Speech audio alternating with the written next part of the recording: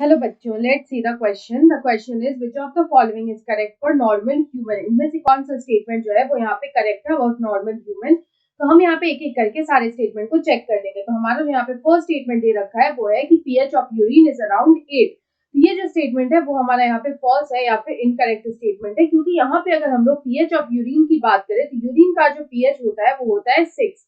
ये जो 6 है it is the acidic pH of the urine. लेकिन अगर हम लोग यहाँ पे 8 की बात करें तो 8 यहाँ पे अल्कलाइन पीएच हो जाएगा, जो कि गलत होगा, क्योंकि जो यूरिन होता है वो एसिडिक इन नेचर होता है एंड नॉट अल्कलाइन। तो यहाँ पे इसका पीएच जो होता है वो होता है 6। उसके बाद अगर हम लोग यहाँ पे बी स्टेटमेंट देखें तो यहाँ पे हमारा जो बी स्टेटमेंट दे रखा है वो यहाँ पे है कि on an average 75 to 80 milligram of urea जो है वो यहाँ पे एक्सक्रीट होता है, is excreted via urine per day. तो यहाँ पे अगर हम लोग बात करें तो जो यूरिया एक्सक्रीट होता है वाया यूरिन पर डे वो होता है अराउंड 25 टू 30 ग्राम।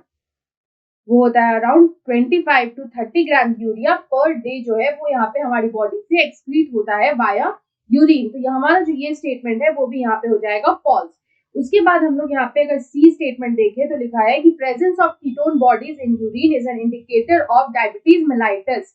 तो जो डायबिटीज मेलाइटस होता है ये एक डिजीज होता है which is commonly known as diabetes. और ये जो डिजीज है इसमें क्या होता है कि जो पर्सन डायबिटीज मेलाइटस से यहाँ पे सफर कर रहा होता है उसमें यहाँ पे जो फैट डिग्रेडेशन होता है, यहाँ पे जो फैट का जो डिग्रेडेशन होता है उससे क्या होता है कि यहाँ पे कीटोन बॉडीज का प्रोडक्शन होता है। हम लोग बोल सकते हैं यहाँ पे जो कीटोन बॉडीज है उसका यहाँ पे प्रोडक्शन होता है। और ये जो कीटोन बॉडीज होते हैं ये हाईली एसिडिक और पॉइजनस होते हैं। They are acidic and they are also poisonous. यहाँ पे ये एसिडिक होते हैं और ये पॉइजनस होते हैं और ये यूरिन से यहाँ पे एक्सक्रीट आउट होते हैं। They are excreted out via urine.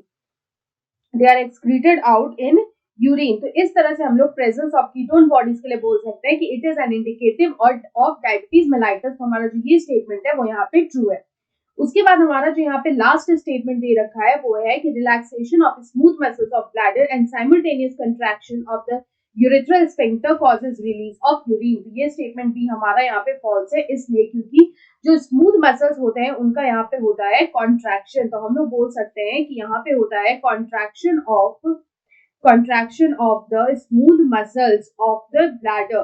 Bladder में जो स्मूथ मसल्स प्रेजेंट होते हैं उनका यहाँ पे होता है कॉन्ट्रैक्शन। और यहाँ पे अगर साइमल्टेनियसली देखें तो यहाँ पे साइमल्टेनियसली होता है रिलैक्सेशन।